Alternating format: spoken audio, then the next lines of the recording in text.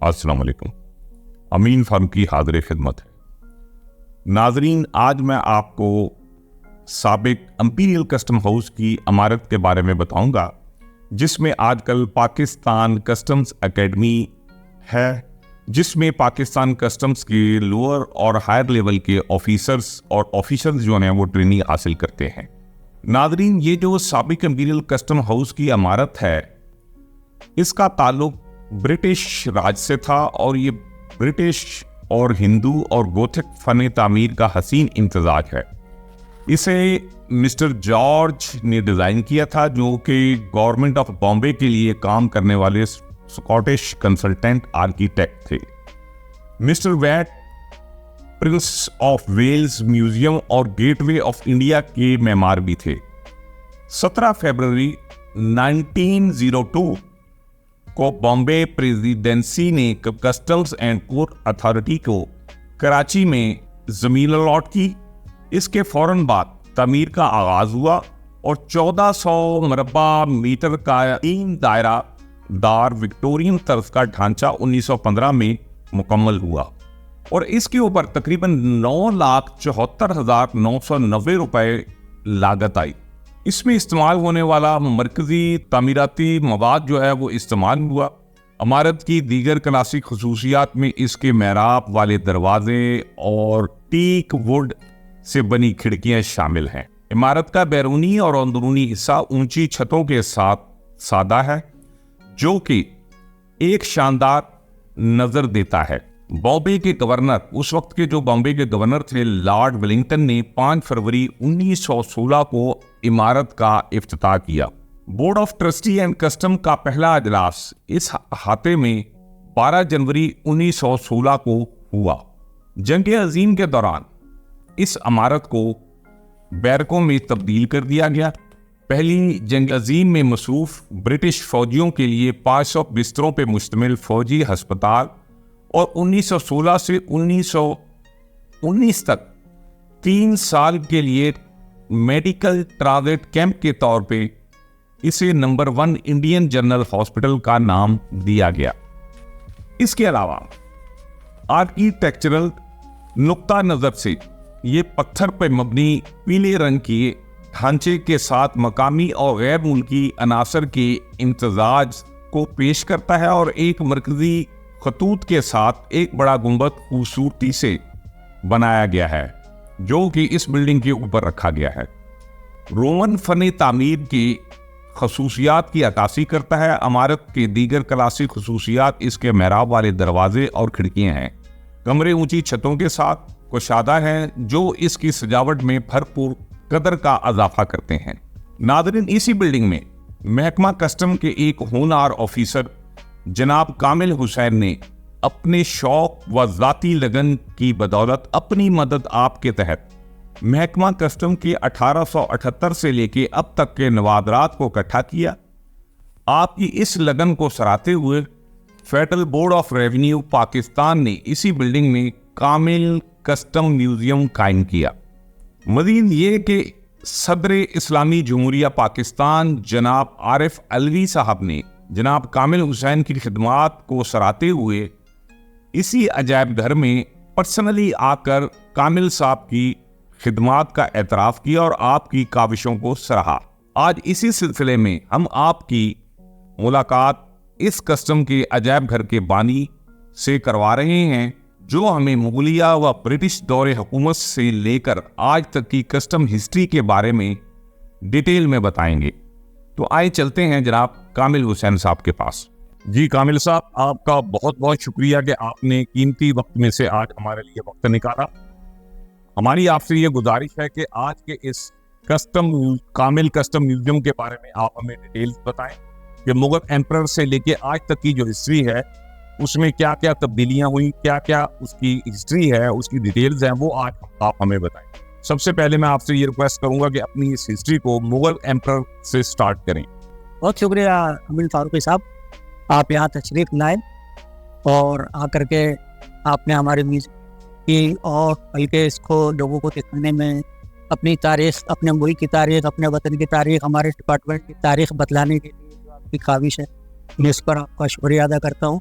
ये म्यूजियम जो आपने कहा मुगल पीरियड से शुरू करो तो वो यहीं से ही शुरू हुआ है। जैसे ये मुगल पीरियड 1526 से 1858 तक, इसमें ये बतलाने की कोशिश की गई कि उस जमाने में किस तरह से कस्टम्स ड्यूटी या लगान जो कहा करते थे दिया करते थे, क्या सिस्टम था। जब यहाँ पे लोग ट्रेनिंग पर आते हैं या ट्रेनिंग लेते हैं ट्रेनिंग सेंटर में, तो उनको अपनी हिस्ट्री के बारे में, कस्टम की हिस्ट्री बारे में, कस्टम्स ड्यूटी के बारे में पहले क्या था अब क्या है, इससे बड़ा फ़र्क पड़ता है, उनको सीखने में भी बड़ी मदद मिलती है।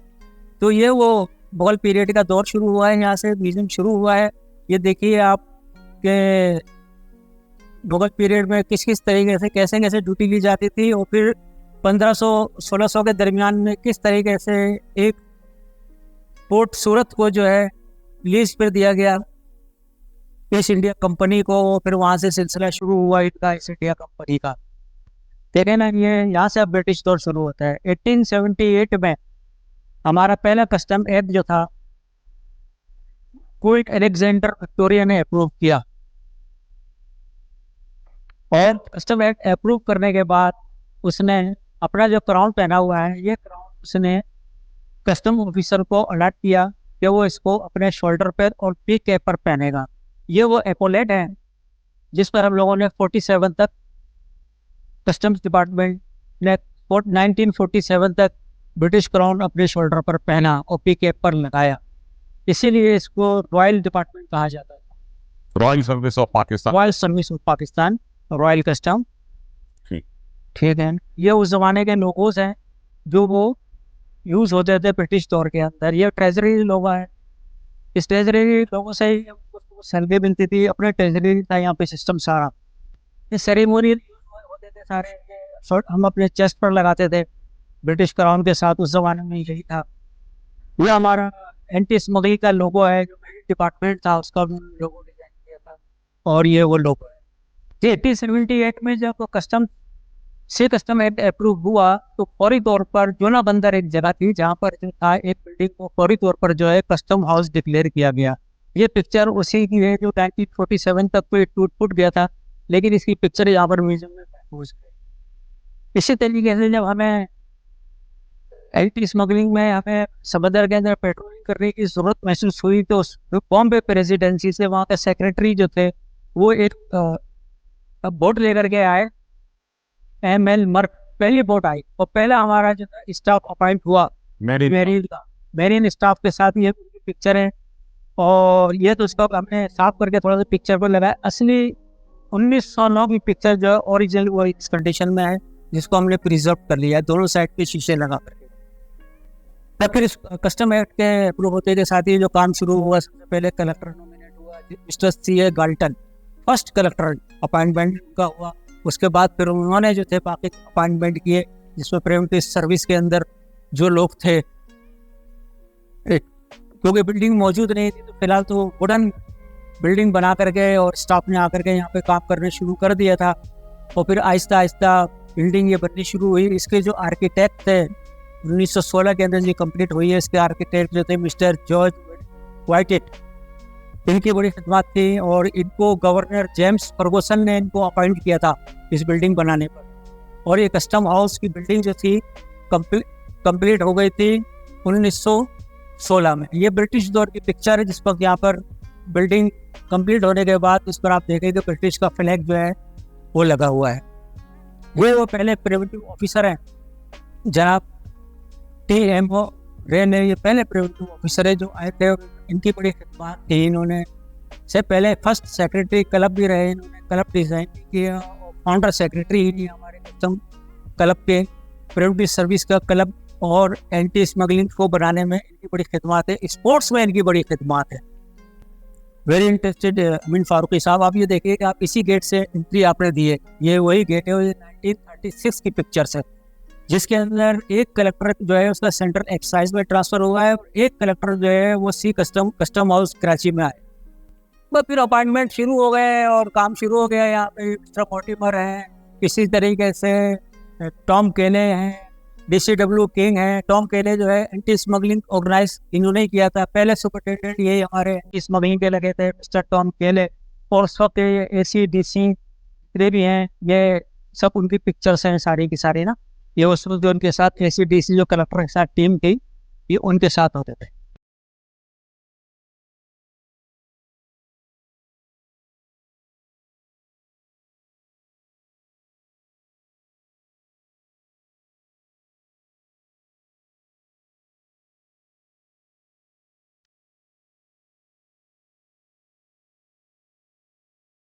ये देखिए, ये हमारे प्रिवेंटिव ऑफिसर से पहले और ऑफिसर होता था, वार रेंजर ऑफिसर, जिसका ये यूनिफॉर्म है जो 1965 के अंदर ये पोस्ट खत्म कर दी गई थी। और इसका ये खुर्शीद अली खान है हमारे। ये एक नादिर तस्वीर है जो कि यहाँ उत्सव का सबूत मौजूद है और यहाँ पर म्यूजियम में आविजा है। और ये हमारे मुमताज़ अली गौस साहब हैं।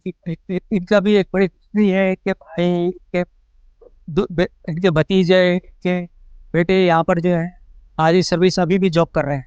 ये मैडम ओ ट्रिनिडाड, ये पहली खातून है जो पाकिस्तान बनने से पहले फर्स्ट कोई लेडी जो इंडक्ट हुई थी कस्टम्स डिपार्टमेंट में, तो ये वो मिस्टर ओ ट्रिनिडाड है।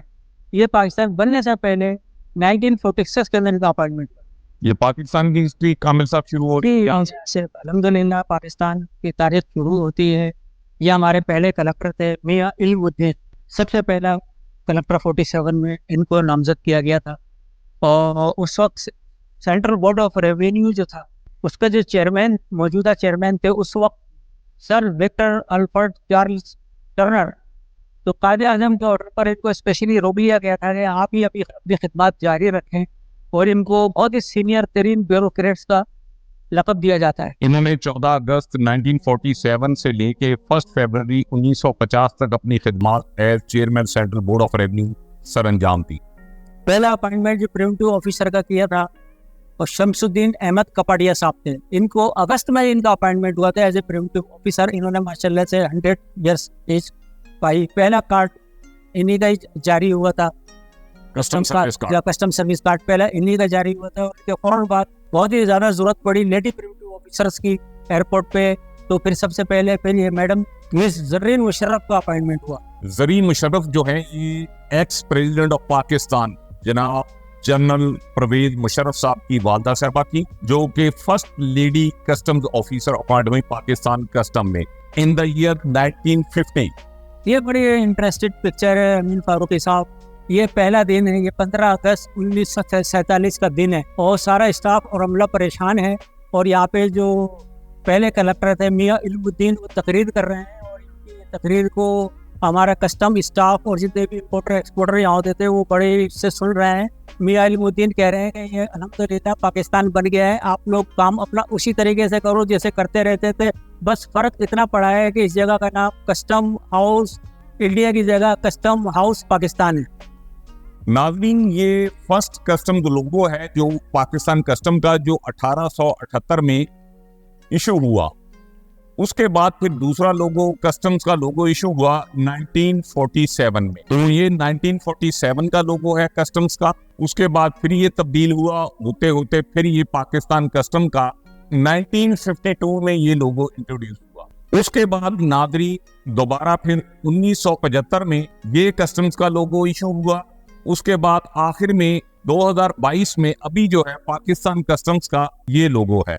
नादरी मिस्टर रुस्तम कालिया जो है ये first founder president of custom agents association थे, जिनको ये लाइसेंस जो है 12 जुलाई 1905 को इशू हुआ और इनका custom house agents licence number था 03। नादरीन, पाकिस्तान की मशहूर मारूफ शख्सियत जिन्होंने फन शायरी में अपना नाम बनवाया, मोहतरमा परवीन शाकिर साहबा, ये भी पाकिस्तान कस्टम्स को एजाज हासिल है कि वो यहाँ पे 1980 में इसी जगह जहाँ पे ये तस्वीर लगी हुई है यहाँ पे as assistant collector of custom अपनी खिदमत सरंजाम देती रही। और बाद में फिर वो प्रमोशन होने के बाद FBR और मुख्तलिफ जगहों पे गई और बाद में वो एक रोड एक्सीडेंट में शहादत नोश फरमाई। जनाब परवीन शाकिर साहबा भी हमारे पाकिस्तान कस्टम से ही ताल्लुक रखती थी, ये भी हमारे लिए एजाज की बात है। नाज़रीन, ये 12 सितंबर 1988 में उस वक्त के मेंबर कस्टम जनाब जी जहांगीर साहब ने एक लांच जो कि पाकिस्तान कस्टम्स के मैरीन फ्लीट में शामिल हुई, उसका नाम था बारबरोसा। इस बारबरोसा जो थी ये कस्टम गन शिप बोट थी और इस बारबरोसा के जरिए पाकिस्तान कस्टम ने बड़े नुमाया केसेस किए जिनमें ड्रग, गोल्ड और लीकर वगैरह और दीगर बैंड आइटम थे। उस वक्त के मेंबर कस्टम ने 1988 में इसका इफ्तिताह किया था। ये उस वक्त ली गई तस्वीर है। नाज़रीन, पुराने वक्तों में बजट स्पीच जो है वो उस वक्त के जो कलेक्टर ऑफ कस्टम थे जनाब जी जहांगीर साहब, 1974 में वो रेडियो पे लाइव जो है वो अपनी स्पीच करते थे और उसमें अनाउंस करते थे। 1974 में उस वक्त के मेंबर कस्टम जनाब जी जहांगीर साहब लाइव अपनी रेडियो पाकिस्तान के जरिए बजट को पेश कर रहे हैं जनाब ये जहांगीर साहब। नाज़रीन, अब ये मैं आपको क़याम पाकिस्तान से पहले ओल्ड आर्मरी के बारे में बताऊंगा। ये जो सामने आप तस्वीर देख रहे हैं ये gun powder flask used by HM customs सिपाही बर्निंग ब्रिटिश रोड। ये वो है, ये वो मटेरियल है, यानी कि रॉ मटेरियल इसको कह सकते हैं कि इसको गन्स में उस वक्त के दौर की गन्स थी जो पाकिस्तान कस्टम को ब्रिटिश गवर्नमेंट ने दी थी, उनमें ये इस्तेमाल होता था। जैसे ये ऊपर वाली गन है तो इसमें ये बारूद जो है वो भरते थे, भरने के बाद इसके ऊपर रॉड रखी हुई है उससे इसके अंदर फिट करते थे और फिर ये एक वक्त एक ही जो है वो एक ही दफा ये चलता था। नाज़रीन, कस्टम्स पाकिस्तान कस्टम ने इस्लामी जमहूरिया पाकिस्तान का नाम ही रोशन किया। इसमें बहुत सारे हमारे उस वक्त के पाकिस्तान हॉकी के ओलंपियंस की तस्वीर भी अवेजा हैं, जिनमें जनाब Islahuddin, Kalimullah, Samiullah, Hasan Sardar, Mohammad Talib, Amjad Hasan, Islahuddin Siddiqui, Syed Habib Ali Kiti, Khalid Mahmood, SK Rahim, mister Hanif Khan, Jahangir Ahmad Bhat, Abdul Walid Khan, Anwar Ahmad Khan, mister Abid Hussain, mister KM Ikram और दीगर लोग शामिल हैं। इन तमाम खिलाड़ियों को जो पाकिस्तान कस्टम से वाबस्ता थे, इनको जो है हुकूमत पाकिस्तान ने तमगाए हुस्न कारकर्दगी से नवाजा। मोहतरमा बेनज़ीर भुट्टो साहबा इस तस्वीर में ओलंपियन इस्लाहुद्दीन साहब को, ओलंपियन हनीफ खान साहब को अवार्ड दे रही है।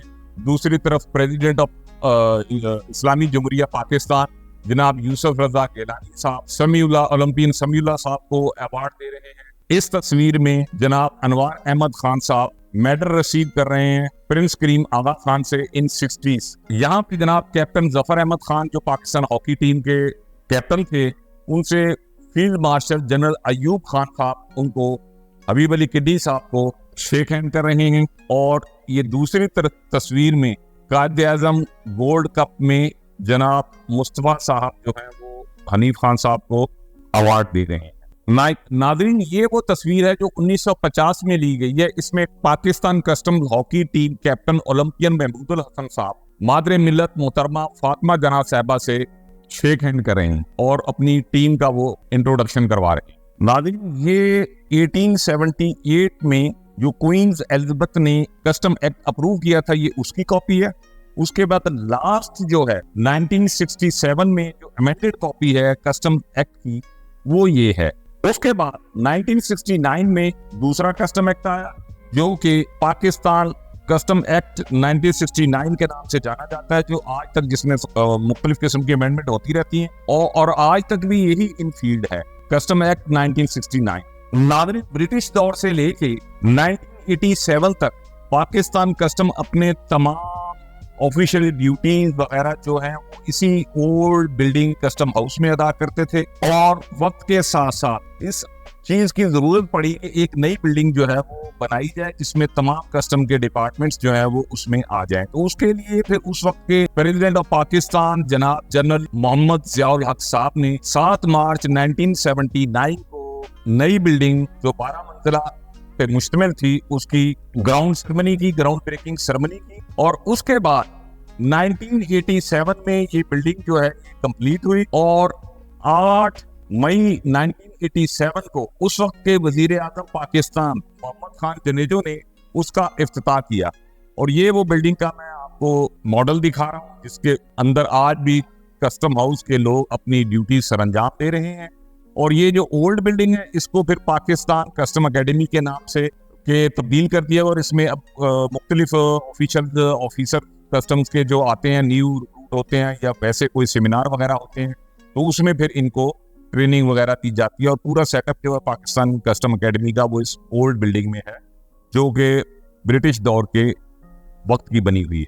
मिस्टर मोहम्मद हमीद सिद्दीकी शहीद, नाज़रीन, इनकी पोस्टिंग 1972 में anti smuggling organisation Pakistan custom में थी और किसी इंफॉर्मेशन में पे ये अपने दीगर साथियों के साथ बलूचिस्तान के एरिया में गए और वहां पे स्मगलरों के साथ मुकाबले के दौरान शहीद हो गए। मोहम्मद हमीद सिद्दीकी साहब की खिदमत के एहतराम में पाकिस्तान कस्टम ने अपने मेरीन सेक्शन की एक बोट का नाम भी अल हमायत के नाम से रखा, जो आज भी अल्हम्दुलिल्लाह ऑपरेटिव है। और इसके अलावा customs complex Hamid Ali complex के नाम से भी यहाँ पे कराची में मौजूद है।